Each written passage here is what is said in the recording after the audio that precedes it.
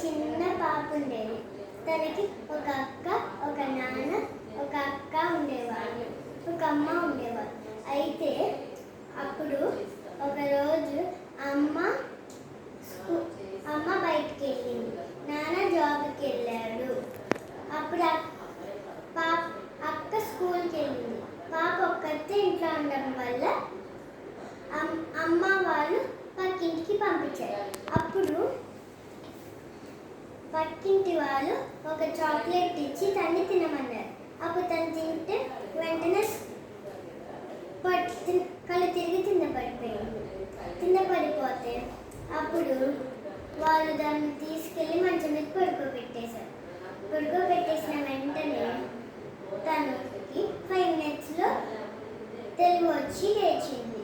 ఈ లోపల అక్క కూడా ఇంటికి వచ్చేసింది. అక్క ఇంటికి వచ్చి, చెల్లి నువ్వేంటి ఇక్కడ ఉన్నావు అని అడిగితే నాకు అదే అర్థం కావట్లేదు అని చెప్పింది. ఈ లోపల అమ్మ బయట నుంచి వచ్చేసింది, నాన్న కూడా జాబ్ నుంచి వచ్చేసారు. సరే అని వాళ్ళ నలుగురు పక్కింటికి వెళ్ళి అడిగితే వాళ్ళు లేరు. ఇక్కడ నీతి ఏంటంటే ఏది తెలుసుకోకుండా ఎవరింటికి పంపించకూడదు. Thank you.